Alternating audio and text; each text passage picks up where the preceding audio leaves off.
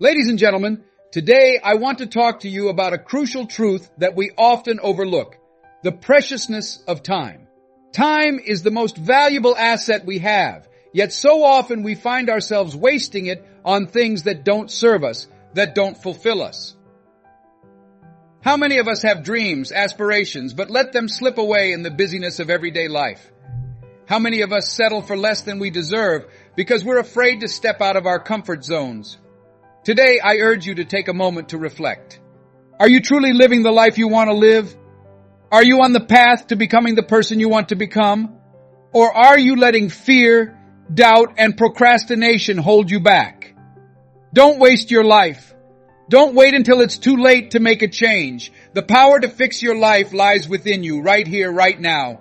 See, ladies and gentlemen, why is it that we ought to start contributing more? It is as a result of our debt. John Powell, I'm reading a book and I'm scared to tell you who I am for fear that you won't like me. And all I have lying in there is that. We are made by those who love us and by those who refuse to love us, to use a favorite phrase. You're looking at a lot of folks up here, ladies and gentlemen, as I speak to you. Les Brown isn't the only person standing here. I owe a lot to many individuals for being who I am today. None of us are in this place by choice. Life has given every one of us countless opportunities to contribute. Total strangers. Thus, everyone has encountered cookie people. Is there a definition for cookie people? I refer to them as chicken soup people and cookie people when I conduct workshops. Cookie people are similar to Miss Lillian, from when my mother used to spank me and I was a mischievous twin who was in trouble all the time. I'd scream and Miss Lillian would hear me. And Miss Levy would come over to the home after Mama got through and offer me some milk and cookies, And my mother asked, "Lee, what are you doing back?" "Mamie, I'm simply going to give him some cookies." "Leslie, here you are," she said. "I brought you some cookies even though you're a naughty little boy. Therefore, cookie people are those who see your needs above your own, even when you're being a nasty person or pretending to be someone you're not. Even if you're a cranky person who occasionally swears at them and plays around. These cookie people genuinely adore you. What percentage of you have ever dealt with cookie people? All right, so each of us has experienced cookie individuals who have been sent to us by the cosmos to help us grow. The folks who eat chicken soup are the others. Those who you can phone at 2 o'clock in the morning and say, "I have a flat tire, will you come help me?" are known as chicken soup folks, or perhaps my battery is dead. "Could you come help me jump? I need some assistance. Could you come and free me from prison? Get some chicken soup people in your life if you don't already have any." Nonetheless, you may always rely on these folks for assistance. Therefore, I'm urging you to write some of the cookie people a note of gratitude. It's possible that some of them have already transitioned. Write some letters to those that helped you along the way or who helped shape who you are, and just state that you are loved and appreciated for everything that you have done for me over the years. I just wanted to give you this letter. If they understand it, how do you think they'll feel? Suddenly and without warning, I just wanted to say how much you have improved my life. You may not have given it much thought, but the support and guidance you provided me with that specific day marked a turning point in my life. Why should we donate? Giving, after all, leaves a void. Nature, as we all know, detests a vacuum. You see, when you give, a void is created. At this point, you are able to accept. You see, nothing can enter if I'm holding on to everything with my arms crossed. However, ladies and gentlemen, if I remain open and maintain the flow, creating a vacuum there, the cosmos will return the favor. It is going to resurface. Anything you are willing to offer. I always hope to leave a room after my speeches encouraging others to reach their full potential because, as the box said, we teach what we most need to learn. I don't have a crown. As much as I'm sharing it, I also need it. I'm still developing. I am still developing. I'm still trying to figure out who I really am. There will be a different man leaving than when he entered, believe me. If you receive even 10% of what I take when I leave, and the more I offer you, the more I receive in return. That's a law of life that most people are unaware of. Are you aware that poverty may be eradicated practically overnight? Overnight, hunger and homelessness can be eradicated. If more people grasp the idea of giving and its power, they would realize the impact it can have on each of our lives. Here's what you'll find out if you interview people in any underprivileged neighborhood. Assess their lifestyles, activities, and contributions to life, and then converse with people in an affluent neighborhood. Assess them and look at how they spend their time and energy, as well as what they're contributing to life. The words of Earl Nightingale. He stated, "Ladies and gentlemen, I assure you that the people who have more people living abundant lives are the contributors to life." Our success in life is strongly correlated with the number and quality of the services we provide. They are the ones making more contributions. And those who function based on a poverty and scarcity mindset, these individuals are hopeless and depressed. These are the folks making the complaints. These are the people that hold everyone and everything responsible for their current situation. However, if they applied that same energy and started to invest and bring something back to life, I had to make a political presentation to a group in New Jersey that was attempting to organize a community in order to start revitalizing that specific community. While we were touring a housing building, a man told me with great pride that the city was going to donate $55 million to repair these housing projects. "What a waste," I exclaimed. "Why would you say that?" he asked. "Let me ask you a question," I said. "Do you live in this building?" I asked the person standing next to him. "Yes," I replied. "How many families reside here?" I asked. "6 families," he said. "We smelled the stench of pee as soon as we went through the door," I added. "Does it take a genius to go down to the shop, maybe forego purchasing 3 packs of smokes, buy some soap and water, and then return here to remove this stench? Is it really that difficult to fix the mailbox and cover the graffiti with paint? Does that require a genius? I tell you, you pump money into these housing developments, but before you finish, you don't make a difference in the lives of those who live there. If things stay as they are, they will return to their previous state." And I'm not saying that there aren't instances in which individuals require support. Rather, I'm saying that people ought to be given the opportunity to participate. When you provide something really significant, you'll also learn something else. Express gratitude. Expressing gratitude generates strength. Express gratitude for your home. Express gratitude for everything you have, including your car, apartment, family, health, and relationships. Anything we give our full attention to grows. When you express gratitude and gratitude for what I have, it doesn't mean that you're happy with it. Rather, it means that you're appreciative of what you have. Your life will continue to multiply and expand in accordance with your emphasis. However, if all you can do is highlight the bad aspects of your life and concentrate on what you lack, you will only make those problems worse. Some people are limited to their complaints. All they can do is that. They have nothing positive to say about life or other people. That's all they're generating in their lives, and it consumes their minds every time they open their mouths. Furthermore, you should avoid spending time with these individuals. Develop an attitude of thankfulness. I'm appreciative of life. I am appreciative of being an American. I am grateful to be in this region of the world. Thank goodness it's another day. No, things don't quite look like I want them to. No, I don't have everything I would like to have, but I am grateful for my continued existence.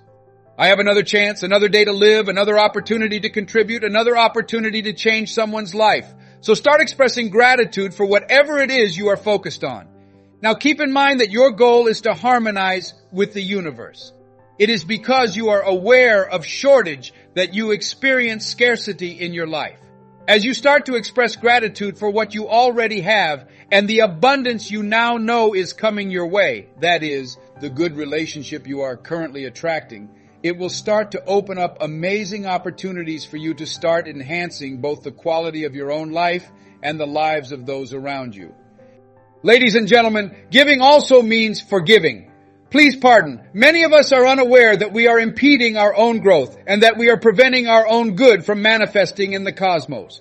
Because we have not learned to forgive, we are physically obstructing the flow of what life has to offer us.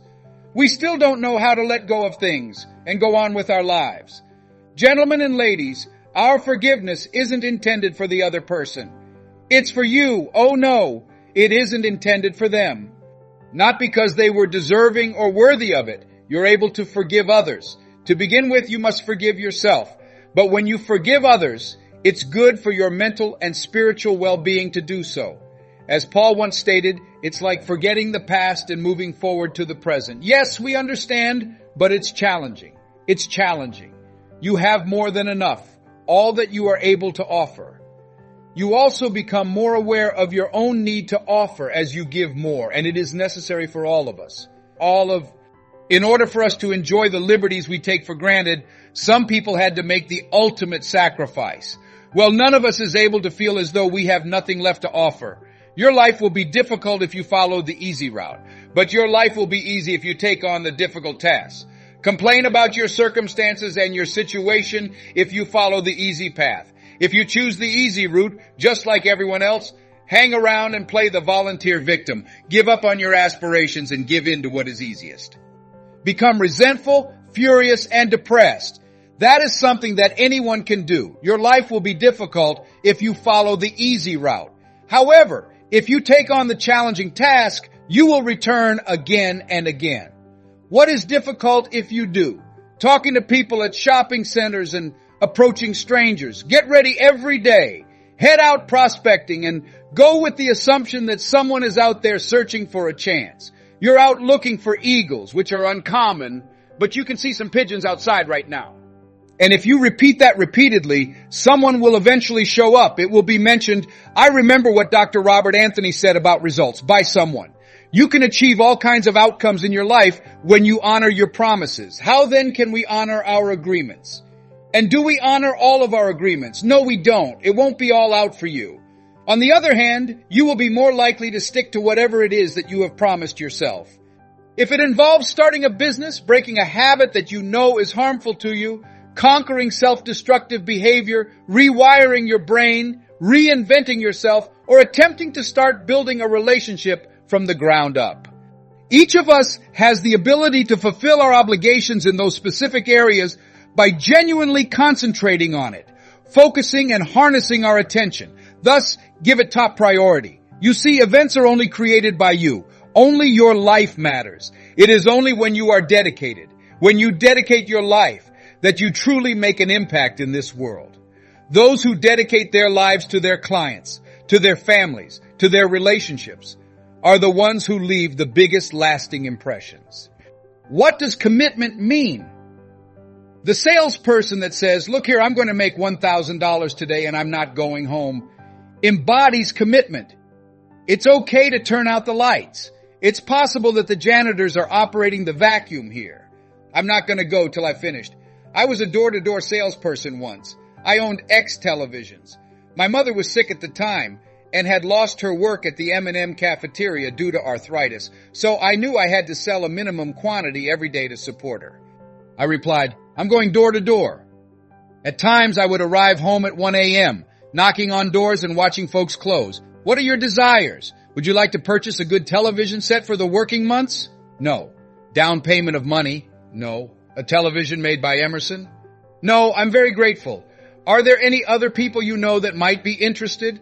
No, I sincerely appreciate it. Tap someone else. Hi there, do you want to get a good functional television set? No, money down. No, move out from under our door. I sincerely appreciate it. Who else do you know who would be? Yes, that's my cousin. He resides next door. I sincerely appreciate it. When I heard, I told him you sent me. I was advised by your cousin that you wanted to purchase a television set and that I should come talk to you. We have a unique discount just for you. Sure, please enter. That interests me. I would simply continue. I was not leaving till I had completed it. It's interesting to note, ladies and gents, that when we put ourselves in a position where we declare our intention to follow through, it shifts your consciousness into another realm where the universe reacts to you. When you're in that state of awareness, you see, the world reacts to the person who stands their ground and pursues their goals. Be it a business venture, a book writing ambition, or the realization that your future is entirely your own. You possess the ability to create and manifest it, and it is yours to use. However, you have to be prepared to confront disappointment, lack of support, loneliness, self-doubt, and repeated rejection. You also have to be prepared to become bankrupt if necessary, and to keep going until life gives up on you. A person with that level of commitment is unstoppable. The individuals who have changed the world. As soon as John F. Kennedy declared, we will travel to the moon within the next 10 years, That was a pledge, and that concept was embraced by others. People accepted that. There are countless instances throughout history of people making promises and giving their entire lives to change the world. Today, there are many who are standing up against hunger. That will always remain a part of our history, I promise. Someone made a stand against polio at some point. We are no longer afflicted by it as we once were, as someone once declared, "I swear to destroy it from the face of the planet." The pledge was made by someone. The cause of our presence and the benefits of our democracy. Someone promised to remember Paul Robeson no matter what, even if it meant losing my life. I stand here because I have nothing else to do. And you have to be like that. To be committed is to defend your life. It entails being true to who you are. It entails starting to acknowledge that you are a channel for life to express itself through, and that you are in line and oneness with the cosmos. And in our rage, we short-circuit it. We fearfully short-circuit it. We jealousy short-circuits it. We short-circuit it by becoming easily discouraged, indolent, or indifferent. Why? Why? Just why? Oh, it's too hard, we say. It's just too difficult. Ladies and gentlemen, we do not question our spirit. Nothing is more potent than the human spirit. You are not able to trick. It is not destroyable, but it can be perverted. I was reading Viktor Frankl's Man's Search for Meaning. What a strong book. Currently on my 7th reading of it, he provides a plethora of vivid illustrations of the resilience of the human spirit. What then are some of the things that we can do to strengthen ourselves and give ourselves the kind of inner power that will enable us to move forward into the future by making our promises come true? First and foremost, dedication entails, in certain situations, returning to school, receiving training, sitting up in classes with people younger than you, and placing yourself in unfamiliar and uncomfortable situations. But it doesn't matter because of your commitment to bettering yourself or returning to school to earn a high school or college degree, even though it makes you feel stupid and asks, "What am I doing here?" Getting ready for a dull class. There are several meanings for commitment.